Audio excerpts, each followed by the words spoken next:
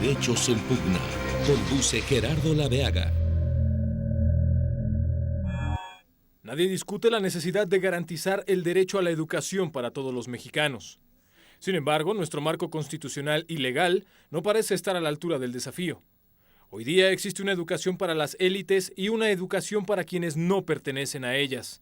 31 sistemas educativos conviven con un solo sindicato. ¿Es posible crecer en este escenario? ¿Qué reformas vale la pena impulsar para que el derecho a la educación sea una realidad en México? No hay país, no hay partido político, no hay ONG que se oponga abiertamente al derecho a la educación. El derecho a la educación es una panacea desde tiempos muy antiguos para darle al pueblo los instrumentos para competir, para crecer, para desarrollarse. Sin embargo, ¿cómo funciona la aplicación de este derecho a la educación en México?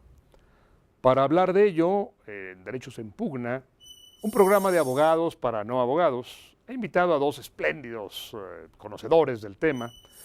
Emilio Cebadúa. Emilio, gracias por acompañarnos, que es presidente de la Fundación del Sindicato Nacional de Trabajadores de la Educación y que tienes una carrera larguísima como legislador, como secretario general de gobierno, como consejero del IFE.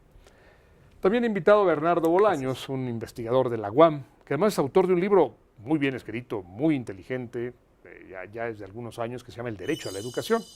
Bernardo, mil gracias por acompañarnos. Gracias. Emilio, qué gusto tenerte aquí. Igualmente. Déjenme empezar con una pregunta complicada que no tiene que ver con el derecho a la educación, sino con la educación misma, para luego ir aterrizando esto allá a lo que tiene que ver con el artículo 3º de la Constitución, a la Ley General de Educación, a los acuerdos. Para mucha gente, la distribución de tareas tiene que ser, unos mandan, unos toman las decisiones y otros obedecen. Quienes toman las decisiones pueden estudiar literatura, filosofía, reflexionar, pensar, educarse en las escuelas extranjeras. Pero bueno, alguien tiene que finalmente ajustar los tornillos y barrer las calles y pintar las paredes. Y para eso es otra educación. Y mucha gente piensa que así debe funcionar la educación. Porque si todo el mundo es experto en filosofía griega o en literatura etrusca, hombre, ¿quién va a barrer las calles y quién va a ajustar tornillos? Y en México, al parecer, los que tienen cierta educación se distinguen muy claramente de los que van a un sistema público. ¿Esto es deliberado? ¿Esto es una visión muy parcial de algunos críticos? ¿O tiene algún fundamento en la realidad? Emilio. Bueno, tendríamos que partir de la base de que México es y ha sido históricamente un país muy desigual, social y económicamente.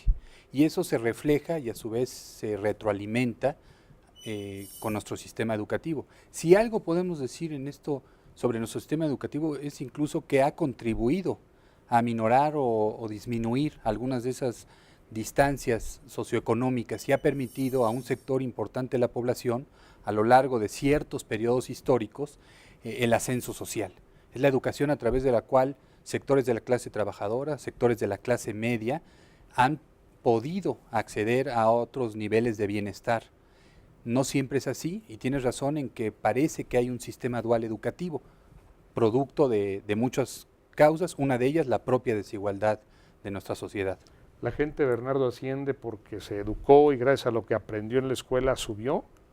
¿O simplemente a la familia a la que perteneces? Si yo pertenezco a una familia rica, pues da igual dónde estudie, puedo estudiar en la preparatoria más baja y en la escuela más popular, porque mi familia finalmente va a colocar en una posición distinguida.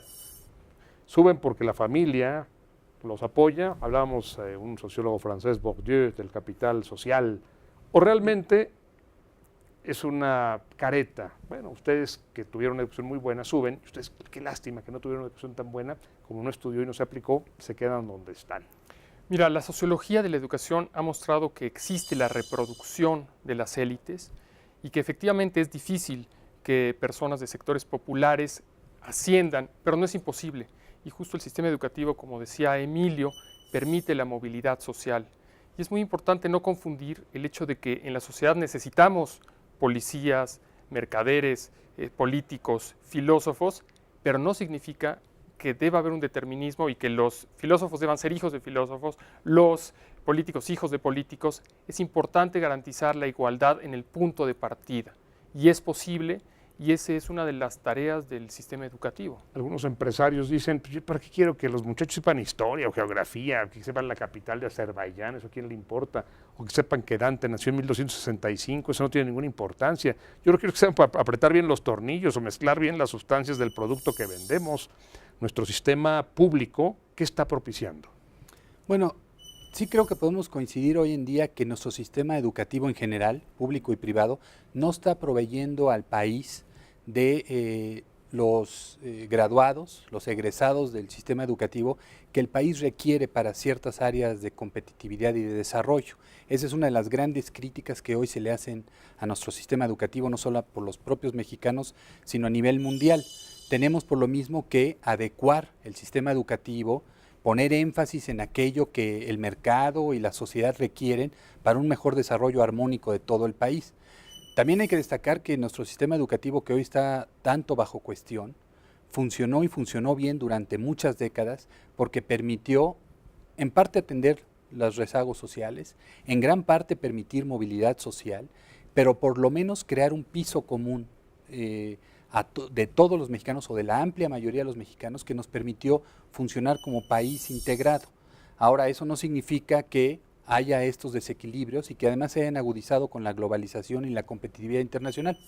Y debemos darle los mismos conocimientos, las mismas destrezas a todas las personas, lo mismo ricos que de clase media, que de clases populares.